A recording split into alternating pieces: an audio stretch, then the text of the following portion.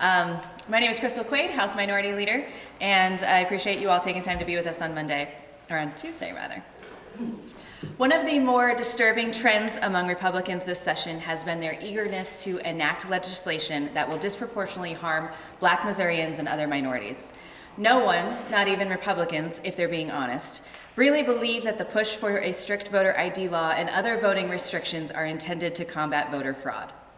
The reality is such measures are intended to combat voting by minority groups that don't support Republicans.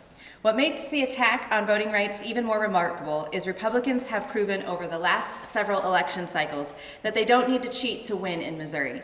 So the fact that they're pushing voter suppression laws anyway points to something deeper. That hostility also is evident in bills seeking to make it harder than it already is to hold bad actors and law enforcement accountable for illegal or unconstitutional actions. After years of protests over police brutality, legislation such as this will only throw gasoline on the fire of racial injustice and do nothing to extinguish it. The House Democrats stand with our colleagues in the Black Caucus in opposing legislation that moves Missouri towards its dark past rather than trying to create a better future. And I want to welcome Black Caucus Chair Representative Ashley Bland-Manlove to discuss some of the legislation.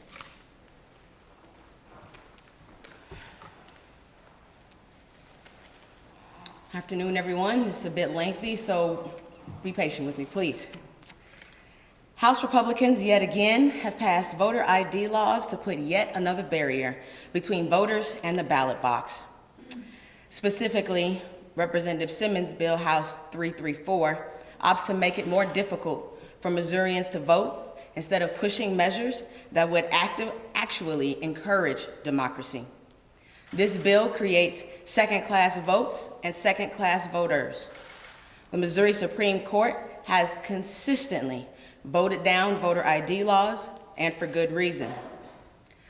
Photo voter registration ID discriminates against ethnic minorities and hurts elderly voters that may not be able to access the documents needed for certification. Initiative, petition, and attacks and amendments moving through the House would make it immensely more difficult for direct democracy efforts to be placed in Missouri. Currently, initiative petitions need to gather signatures from 8% of the legal registered voters and 2/3, that's 6 out of 8, of the Missouri's congressional district to get on the ballot if it's amending the Constitution, and 5% if it's amending statute.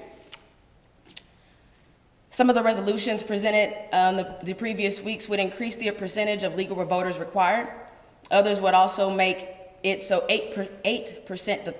the 8% threshold would need to be met in all 8 congressional districts, not just 2/3. The main argument by Republicans is that our Constitution and the initiative petition process are too easy, which reveals that they believe it should be harder for the public to access our laws and the Constitution. The bottom line is, Republicans here and nationally have worked hard to consolidate their power to the best of their abilities, and they want sole control over lawmaking. This is very reminiscent of the poll taxes that provided barriers to the working and poor classes of African Americans, literacy tests that barred African Americans who had not been taught to read by their white masters, and grandfather clauses that said that a man could only vote if his ancestor had been able to vote, explicitly cutting Black Africans whose ancestors had been enslaved out of the democratic process. While individuals may have been able to meet one or more of these requirements, they were designed to act in concert so that all of those restrictions were difficult to meet contiguously. I'm excited about the movement in our Congress and in the House, H.R. 1, House Resolution 1, which would change voting federally. So we wouldn't have to deal with these discriminatory practices. Things that H.R. 1 would implement that Missouri currently does not have. It would solidify our rights to vote while on probation and parole. Missouri has it that you can vote once you're off papers, but if I'm not incarcerated, why can I not let my voice be heard, especially if I've already served my time? Online voter registration, which we have, our Secretary of State finally has implemented, and I do appreciate that. Automatic voter registration, which I myself specifically focused on those who are coming out of incarceration. And I've been pushing that bill since as my flagstaff legislation when I first got into the House.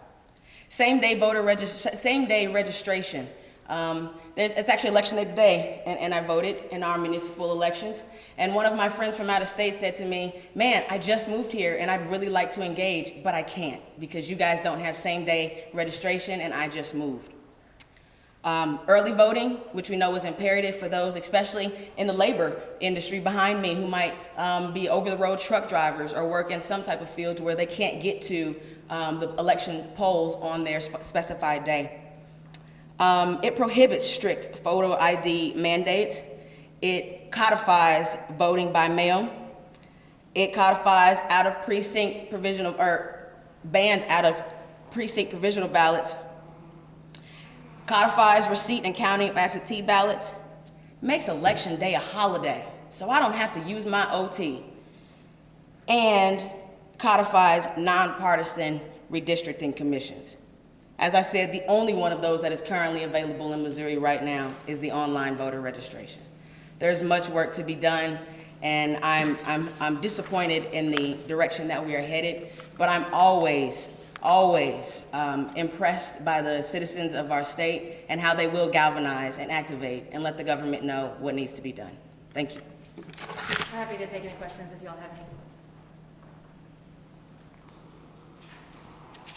Okay. Thank you all so much for coming. I appreciate it.